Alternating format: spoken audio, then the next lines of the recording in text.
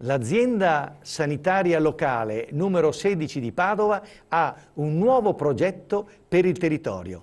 Sigla.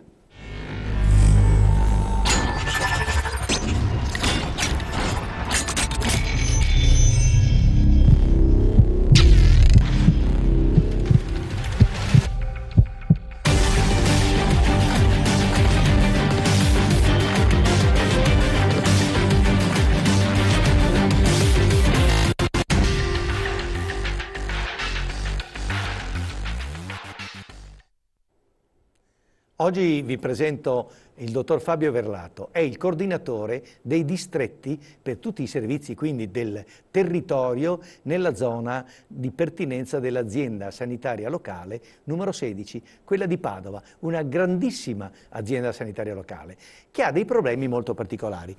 Fabio, grazie di essere qui con noi. Grazie a voi. Tu hai maturato grande esperienza, a parte che come clinico, grande esperienza anche come assessore ai servizi sociali della città di Padova. Quindi conosci bene nel territorio la gente, i bisogni, le necessità e tutto ciò che sta emergendo in una popolazione che sta cambiando. Allora, cosa è successo in questa popolazione un po' particolare, dove i giovani sono prevalentemente gli universitari fuori sede e gli anziani sono i cittadini di Padova che diventano sempre più vecchi. I comuni contermini che si sviluppano in maniera tumultuosa e queste necessità di salute che stanno cambiando. Cosa hai pensato per i servizi territoriali? Ecco, i servizi territoriali stanno cambiando.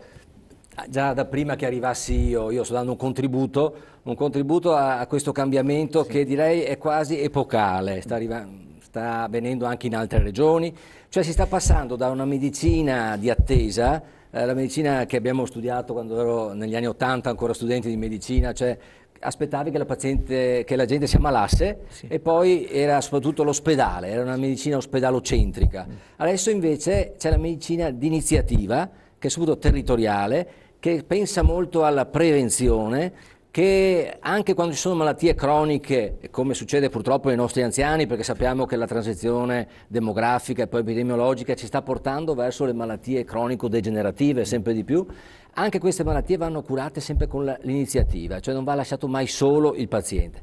Per cui lo possiamo spiegare anche con una piramide, sì, il rischio che ha la popolazione. Se magari la regia poi lo manda in onda, si vede come alla base di questa piramide c'è la gente sana, che è circa il 60%, quella che ha bisogno di andare dal medico perché una volta un po' di febbre, un po' di, ecco, dite la base, un po' di mal di pancia, ma essenzialmente è in salute, sia la prima striscia in basso sia la seconda, quindi siamo quasi al 60%. Lì però dobbiamo agire molto con la prevenzione. Purtroppo, ci dicono anche i recenti studi fatti anche dall'US16, abbiamo un terzo della popolazione che è sovrappeso obesa e purtroppo anche i nostri bambini nelle scuole elementari hanno lo stesso percentuale, un terzo che continua a fumare e dato che anche è importante sia la gente in sovrappeso sia quelle che fumano dicono ma il mio medico però non mi ha detto niente, cioè succede che nel 50% dei casi le persone sanitarie non intervengono su queste persone a rischio solo perché sono sovrappeso, fumano, invece è importantissimo intervenire. Quindi abbiamo dei contratti già con i medici di famiglia dell'USL che già intervengono, ma interverranno ancora di più in futuro, quando si riuniranno in medicine di gruppo e per esempio, oltre a controllare le abitudini di vita, gli stili di vita, incoraggiare il fatto che non ci sia popolazione sedentaria, faranno anche la carta del rischio cardiovascolare, che è la prima causa di morte che abbiamo, no? E la maniera migliore per prevenire questa prima causa di morte, che poi sono gli infarti del cuore, le ictus, è proprio quella di cominciare già ai 30 anni a valutare, vedere se uno ha un rischio aumentato, perché mettono insieme un 5 parametri che poi sono la glicemia, il fatto che uno abbia o meno il diabete, il colesterolo alto, la pressione e il peso e il fumo. Tu puoi vedere se uno, in base a questi parametri, calcoli, proprio sono dei progetti internazionali, vedi che ha un rischio a 10 anni che supera o è uguale al 20% di fare un evento cardiovascolare, questa persona è a alto rischio. Senza tanti esami, ecodoppler, cioè, tu quello già devi trattarlo come fosse ad alto rischio cardiovascolare, perché lo è. Lo ripetiamo ai nostri telespettatori esattamente, i 5 fattori di rischio. Quindi non fumare. Non fumare.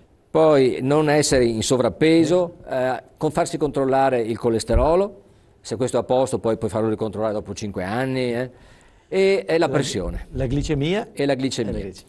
Quindi questi, ma soprattutto direi già una persona deve avere uno stile di vita che evita il fumo, fa tanta vita attiva. Sportiva, e non aumenta di peso. Questa è la base. Sì. Poi, perché purtroppo è il sovrappeso che ti porta ad avere glicemia alta, colesterolo alto, pressione alta. Certo. Ecco, quindi avevamo visto le prime fasce della piramide. Andando su troviamo che abbiamo gente che ha delle malattie croniche che però ben si trattano, perché sono quelle l'ipertesi per esempio, che la pressione è alta. Ma andando su ancora abbiamo un 20% della popolazione, soprattutto anziana, che ha più di una malattia cronica, e per affrontare bene queste malattie non basta più l'approccio di una volta. Per esempio uno che ha uno scompenso cardiaco si ricovera in ospedale in maniera acuta perché ha un edema polmonare, non respira più, viene trattato, viene mandato a casa. Adesso va a casa con una dimissione protetta, c'è l'accordo ospedale-territorio, viene visto subito dal suo medico anche di famiglia. Se c'è bisogno, c'è un'assistenza domiciliare, io ho 40 infermieri che fanno assistenza domiciliare H24, per cui assistono in tutta l'USL, abbiamo un'ottantina di infermieri che assistono più di 7.500 persone non autosufficienti a casa.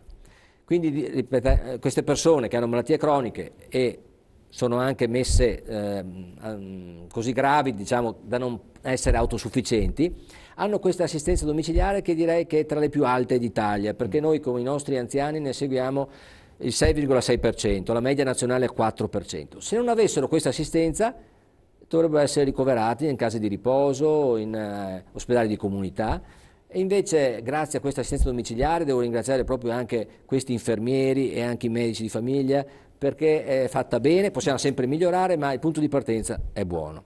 Quindi ecco, medicina di iniziativa anche per le malattie croniche, perché non li lasciamo a casa da soli. Ma faccio l'ultimo esempio, un paziente per esempio che è stato ricoverato per scompenso cardiaco, ci sarà l'infermiera, perché ogni medicina di gruppo con medici di famiglia avrà un'infermiera ogni 3 medici, questa farà le telefonate una volta alla settimana a questi pazienti a rischio, gli chiederà per esempio, respira ancora bene, è aumentato di peso, che sono i segni dell'iniziale scompenso cardiaco. Se questa persona dice no, comincio a avere mancanza di respiro, sono aumentato di peso, guardi, venga, se può venire, altrimenti il medico va a casa sua, facciamo un controllo cardiologico e quindi intervieni prima che questo abbia uno scompenso da richiedere di nuovo un altro ricovero ospedaliero. Quindi sta proprio cambiando, medicina di iniziativa. Si chiama medicina di iniziativa. Sì. Senti, ci sono varie cose che sono cambiate. Il famoso ospedale dei Colli era un ospedale psichiatrico, è stato ridimensionato, ristrutturato e l'avete portato ad essere un centro clinico territoriale.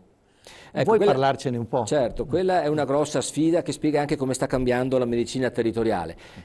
Sta diventando una grossa casa della salute, dove c'è già un bel poliambulatorio che amplieremo anche con tutta la radiologia, anche una risonanza magnetica, dove abbiamo già alcuni ambulatori chirurgici, ma li amplieremo anche quelli, in maniera che uno si fa una piccola ferita, ha bisogno di punti, non deve andare in ospedale, ma potrà accedere quando sarà completato, speriamo tra un anno.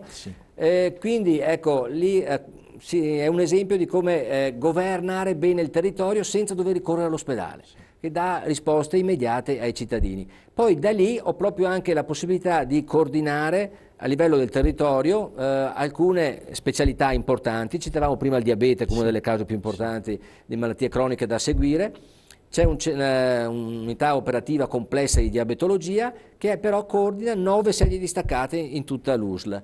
C'è il centro di fisioterapia che coordina tutta la fisioterapia domiciliare.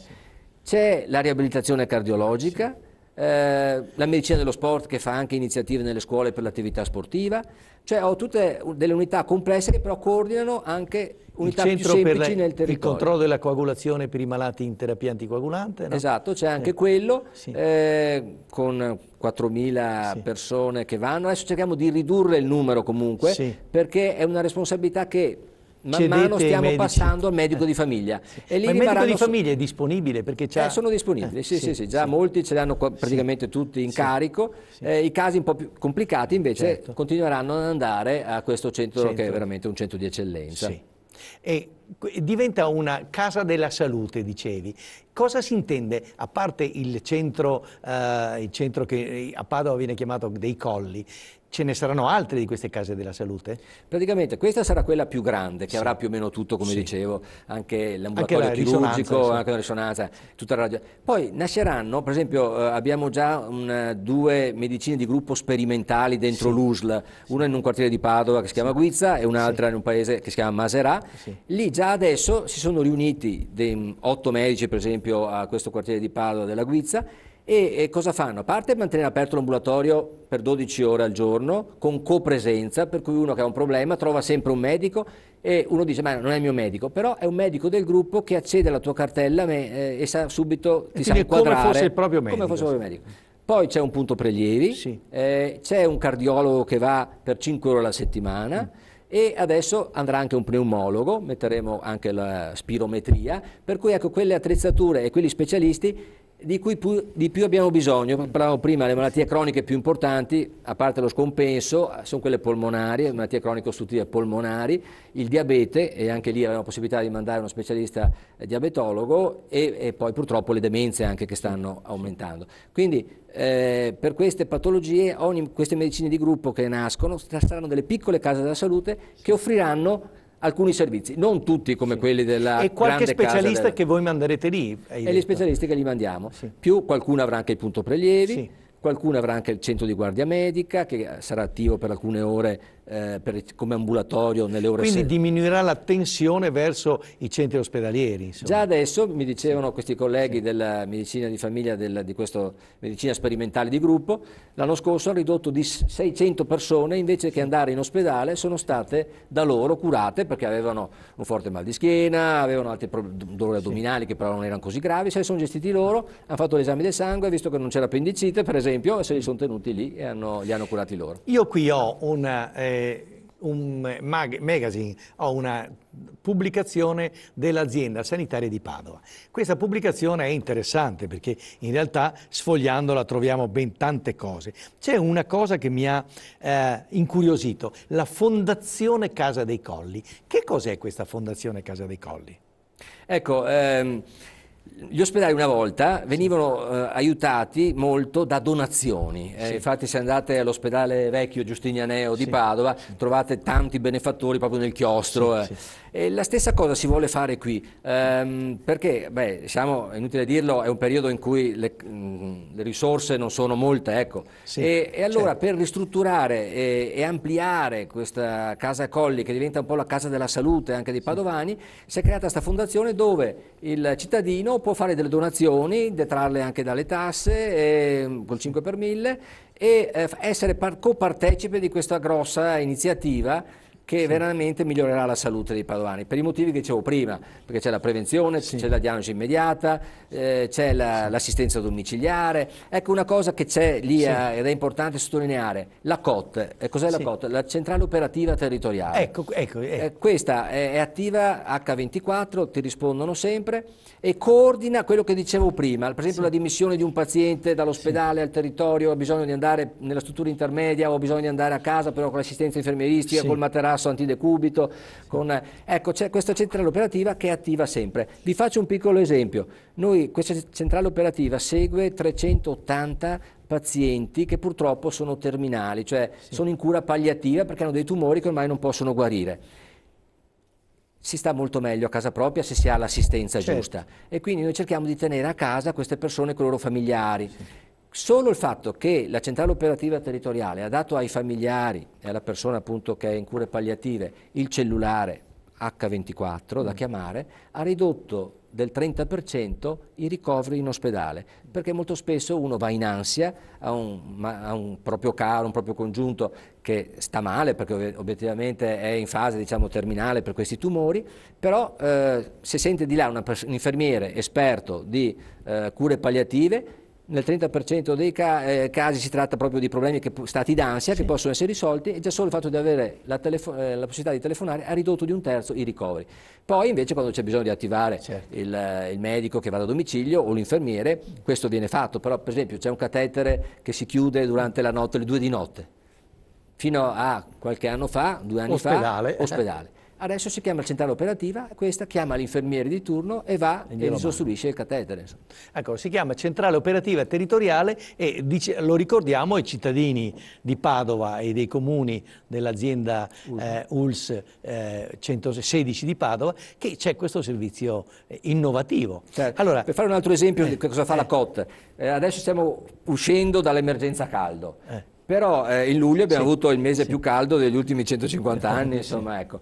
E c'erano gli allarmi che mandava la protezione civile, questi arrivavano alla centrale operativa territoriale, la COT, la quale aveva già fatto ancora ai primi di giugno un mappaggio delle persone a rischio, che erano i 7.500 anziani per lo più che noi seguiamo a domicilio, più gli anziani soli sopra i 75 anni, che sono quelli più a rischio, dei vari comuni. Tutti i 29 comuni avevano comunicato alla centrale operativa. Quando arrivava l'allarme climatico si avvisavano i comuni, si avvisavano tutte le centrali territoriali dei distretti, i medici di famiglia, che sapevano quali erano i loro, in maniera che facessero una visita in più, che l'infermiera avesse un occhio di riguardo su questi, e anche questo ha funzionato. Perché non questo significa che avete evitato l'effetto Francia di alcuni anni fa, in cui i francesi hanno avuto questo grande problema perché non avevano questa organizzazione.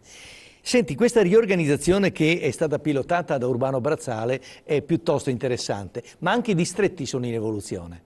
Sì, i distretti, tanto c'è stato un accorpamento, erano 6, adesso sono 3, per fare anche qui sinergie. C'è il distretto, quello che riguarda più che altro Padova città, poi invece abbiamo il distretto che riguarda più la zona dell'Albignasego fino a Piove di Sacco, e poi quello più a nord-ovest che riguarda i Colli, Selvazzano, Rubano. Ecco. E le novità nei distretti è che abbiamo potenziato questa assistenza domiciliare, grazie anche alla COT che citavo prima, e abbiamo aumentato gli specialisti nel territorio, malgrado la carenza di risorse siamo riusciti a aumentare le ore, per esempio una cosa che abbiamo appena potenziato è stata l'ecografia ostetrica, era una criticità non solo nostra, regionale. Abbiamo potuto avere 2 bravi ecografisti ginecologi, che hanno uno in particolare che è riuscito a smaltire molto di questa attività e anche fare il servizio di amnio e villocentesi, anche questo a Casa Colli è partito da un paio di mesi. E quindi i distretti stanno lavorando sia nell'ambito della prevenzione insieme ai medici di famiglia, creando queste medicine di gruppo, sia nell'ambito delle liste d'attesa con questi poliambulatori e anche con iniziative di prevenzione per quel che riguarda i giovani e anche i meno giovani. Bene, allora siamo in chiusura. Un avviso che vuoi dare ai cittadini padovani amministrati dalla ULSS 16? Allora, l'avviso è di preoccuparsi soprattutto di uno stile di vita sano. Ricorrere, ecco, a tanti esami spesso non serve, e è meglio appunto seguire i consigli che vi dà il vostro medico di famiglia e soprattutto appunto seguire quei consigli di vita attiva, non aumentare di peso, diciamo prima non fumare, bere alcolici in quantità moderata, e quindi soprattutto lo stile di vita. Quindi abbattere quei 5 fattori di rischio. Ringrazio il dottor Fabio Verlato che ci ha illustrato tutte queste cose innovative, ringraziamo anche il suo direttore generale che è Urbano Brazzale, che è un avvocato bravo a fare amministrazione ed ha anche molte buone idee. Grazie a te, grazie a voi. Grazie ovviamente alla direzione dell'ULSS, e questa è una trasmissione di servizio, quindi se avete bisogno rivolgetevi pure a noi e risponderemo alle vostre domande con trasmissioni ad hoc come questa. Grazie a voi, ci vediamo alla prossima.